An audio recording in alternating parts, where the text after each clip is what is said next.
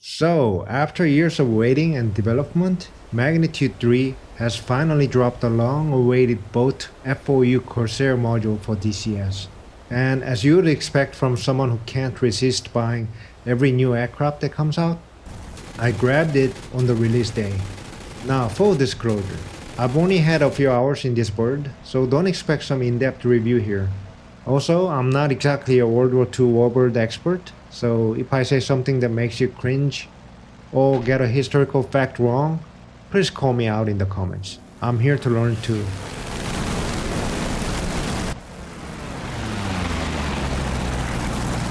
But honestly, that's what makes first impression videos fun, right? We are all figuring this out together. So let's jump right in.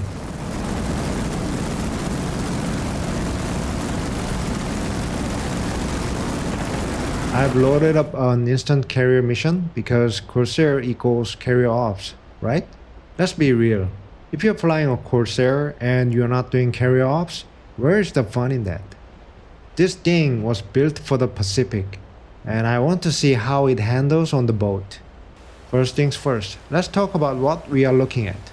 The exterior model looks really solid from what I can see.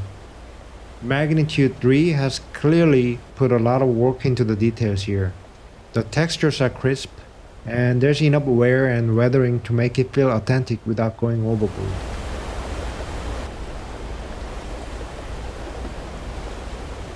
But the real test is the cockpit, and stepping inside, wow, this actually looks like a place where someone would go to war.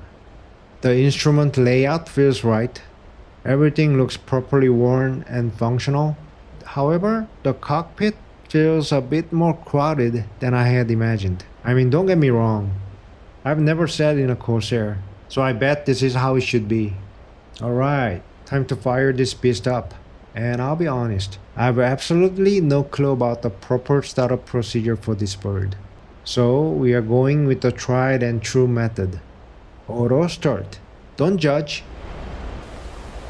There we go, engines running. And look at those wings folding out. That's just cool, no matter how many times you see it. Alright, so we are running on the deck, and wow, the engine sound is a little bit underwhelming. I expected it to be a little bit louder, but I guess it's okay for now. Anyway, the sound has got that deep, throaty rumble you'd expect from a big radio engine. I'll shut up for a few seconds, so you guys can hear. I feel the sound volume feels a little bit weak. Okay, let me taxi around a bit. This thing is a tail dragger, so visibility is pretty much non-existent when you're on the ground. I can barely see where I'm going. Good thing we are on a carrier deck and not trying to navigate around an airfield. Okay, let's line up for takeoff. I'm just gonna give it full throttle and see what happens. Here we go.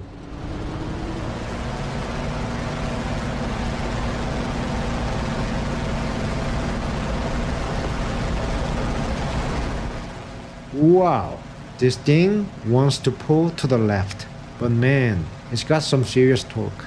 And we are airborne. That was quick. Didn't need much drag at all. First thing I noticed in the air, this bird climbs pretty fast. I think faster than the speed. But don't quote me on this. I'm just guessing here.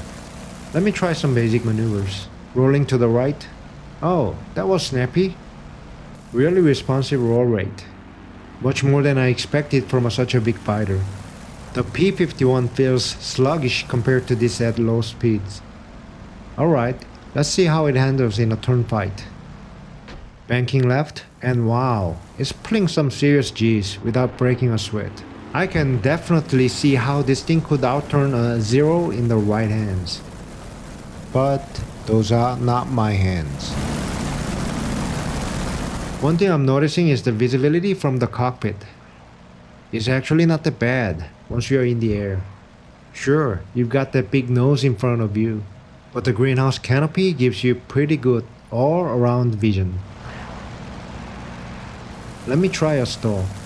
Pulling back on the stick, bleeding off airspeed, and there it goes. Pretty gentle.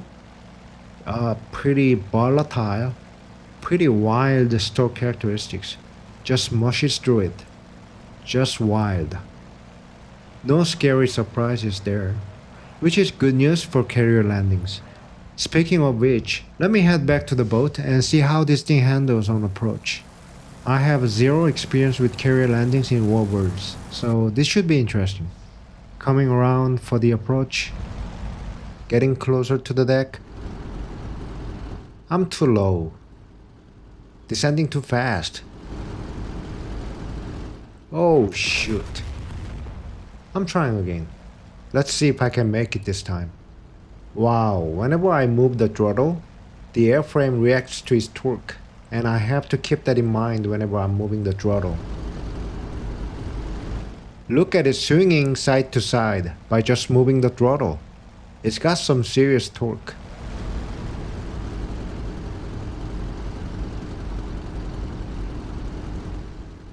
No, no, no. I'm too low again. Darn it.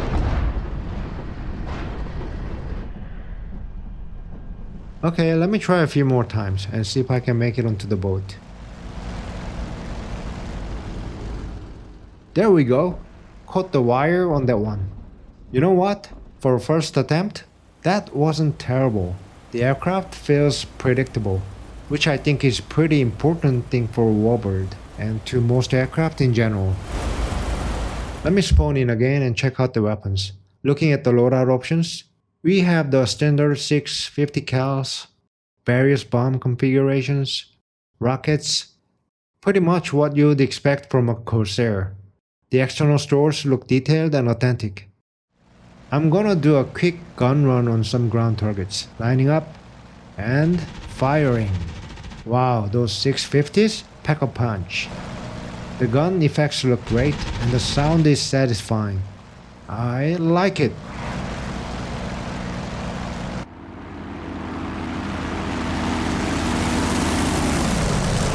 Overall, after these few hours of flying, I'm pretty impressed. The flight model feels authentic. I mean, it does feel a little bit too sensitive, but I really have no idea how it should feel, how it should fly.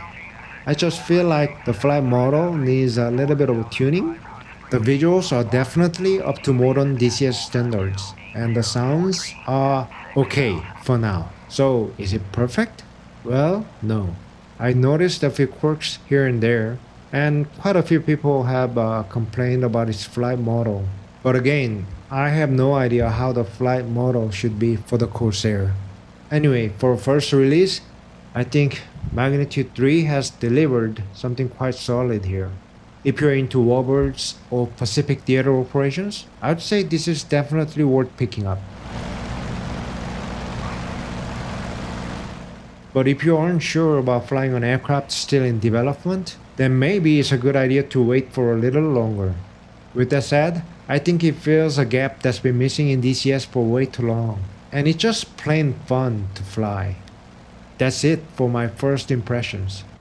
Remember when I said I had no clue what I was doing with this bird? Well, I still don't.